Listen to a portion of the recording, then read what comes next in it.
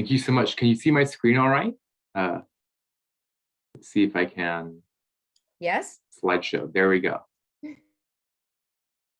There. Yeah. Thank you so much for the very kind introduction. It's very much an honor to be here, and I'm very proud to be speaking alongside many teachers, a lot of community leaders, and also to a lot of the students in our community. So I'm going to give a pretty brief overview of public education funding in California, the state of education funding, as well as potential ways to increase public education spending so that we ensure that all our students are getting the high quality, fully funded education that they deserve, and also for all of our faculty and staff to be paid the living wage and healthcare benefits and so on that they also deserve for the great work that they do in our community. And so first, James, we can't see your yes. screen. It says you've started screen sharing, but we can't see your slides yet. So sorry to break in. We just want to make sure we can see them.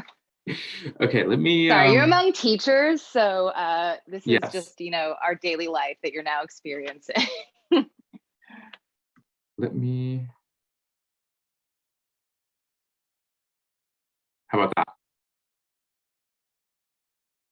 I still can't see it, unfortunately. I might just have to. No, cannot see it. I might just have to go like this then, if that's okay. Can you see that? No. Let me reshare it. Is that better? No. No, it says I'm screen sharing. I don't know what to say. Someone said try sharing and just share the tab, maybe.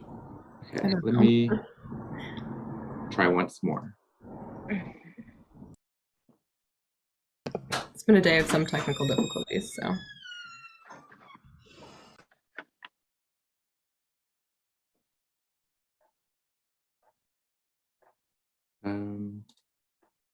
This? Unfortunately, no, I still can't see it. Okay. If you'd like, James, you can share the link to your presentation and maybe I can share it for you. Let's try that. If you'd like to do that. Okay. It's 2 slides, so you're not missing too much. Okay. Okay. Sounds good. Yeah. If you'd like to direct message it to me. Yeah, I'll just yes. There.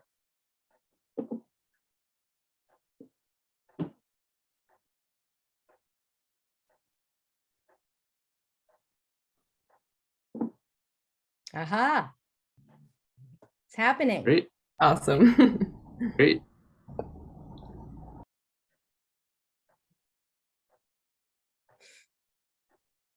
right, so next slide. So the current state of education funding in California. So you might have heard a lot about Prop 13, and this was a law, a proposition passed in 1970 that basically cut all public education funding in 1/3 in a single year, and that before 1970, California was one of the best in the entire country when it came to public spending on education and in our education system. But after 1970, we dropped all the way down to being 43rd, and currently we are around 38th when it comes to how much we spend per pupil, per student in our education system. And so our education system is largely funded by property taxes, with a lot more that's placed on top from the state of California. And so what Prop 13 did was basically say that an individual's property taxes will basically be every year on the assessed on when it was first bought or when it was first built. So if you had bought your property in 1970, you're paying much less property taxes than those who bought the same property or very similar property today. And so that's why you might see some individuals paying on their home or on their business a couple $1,000s in property taxes, while others who may have recently bought that property are paying around $10,000, $12,000. And as more and more people are holding on to their properties, we're seeing that there is a drastic decrease in the public spending on public education. And so, of course, that leads to the shortage in education spending that we're seeing in California. And then there are 2 types of of funding mechanisms that our districts have throughout California. One is community funded. That means their property taxes reach the threshold, the revenue threshold set by the state, and this is calculated by the cost of living. And that means that your school district is basically fully funded by the community by your property taxes versus state funded districts. And these are districts that have property tax values that do not meet that threshold. And so their districts are funded by the property taxes, and then a bunch of state funds get put on top of that to meet that threshold. And so most of the school districts in San Mateo County, as we are in the Bay Area, which is very wealthy, most of ours are community funded. And so that means we are largely funded by our property taxes, and we don't get much state funds on top of that. Next is, Proposition 98. And Proposition 98 sets a minimum for public education funding. It basically states that, K through 14, so includes community colleges, education must be receiving a minimum percentage of California's general fund revenue. And then it's adjusted on the state per capita income every year. And then our public schools are also required to receive the same amount of funding that they did the previous year. And so this basically safeguards education funding so that we don't see large shortfalls in different years. It adds to more stability in how our schools are funded. And then next is, most of our funding is based on attendance. And so that's why you may see a lot of schools really focus on attendance, and that's how to get their funding for next year. And this has been a pretty big issue because, especially when COVID really wreaked havoc on our education system, we saw a lot of students, a lot of teachers have to, stay home, take time off, either because they had COVID or that they were recently exposed to COVID. And so we could potentially see, if this funding mechanism does not change, a large shortfall in how public education is funded in California. And so next slide. So next slide is how we can fix these shortfalls and ensure that we are fully funding our public education system. One is split roll reform for Proposition 13, and this was recently attempted in 2020 with Proposition 15. And basically this would reform Prop 13 to where Prop 13, that would limit property tax increases will only continue to be in effect for homeowners and small businesses, but it would essentially be removed for the largest corporations, large commercial industrial properties.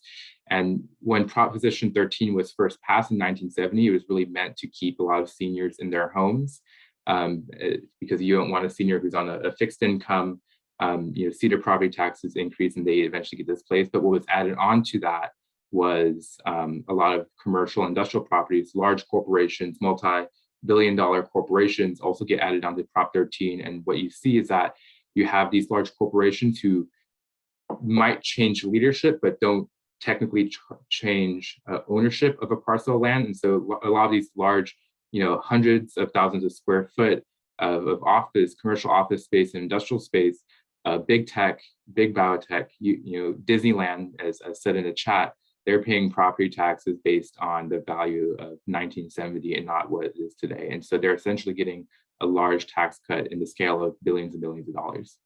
And so if we want to really fix the way that public education spending is, we have to really look at Prop 13 and ensure that the largest corporations and those who are the wealthiest in our society are paying their fair share.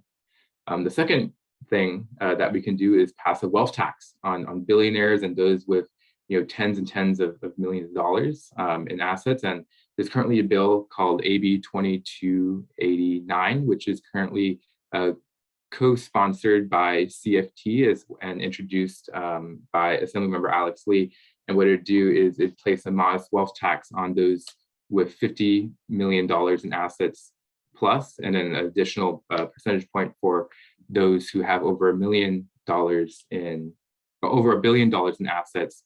And just to kind of bring this into and kind of visualize the effect of the wealth tax. If you have $51 million in assets, right, you have millions and millions of dollars, you would only pay an additional $10,000 a year in increased taxes. But this wealth tax would be able to generate over $22 billion in revenue every year, and this could be used to increase public education spending, of course, but also address homelessness, affordable housing, and the list goes on of what we can potentially use $22 billion for. And this would only affect less than 1% of Californians, those with $50 million plus. And they would still be millionaires, but it would have profound effects over our working class residents, over our students and our teachers. Another potential tax that we could do is a CEO tax. This is, for CEOs who make exorbitantly much more than their average worker, and is thus, facilitating, income inequality in their businesses. And if we are able to tax those corporations, we can also, not just lower the pay of CEOs, but also raise the pay of the average workers who work and keep those companies and those businesses running. Next could be parcel taxes. So right now, the main mechanism for a lot of our schools to fund themselves is that they would pursue a parcel tax. But the current problem with that is that they only exist in regressive manners. And so what that basically means is that every parcel is taxed the same amount, no matter what size that parcel is. So if you own a small house that's, let's say, 1,000 square feet, you're paying the same amount as a large corporation would, even though they have hundreds and hundreds of square foot in their ownership. And so what we can do in the state legislature is pass a law that would allow for these parcel taxes to be more progressive and be based on the size or the size of the parcel. So let's say instead of saying $100 per parcel, you could say 50 cents per square foot. So that way those who are the largest landowners would have to pay more than those who don't have as much. And this would be a lot more progressive and make sure that the working people are not bearing the brunt of these taxes. And lastly, there's currently another bill in the legislature to change funding away from being based on attendance and towards being based on enrollment. And this is SB 830.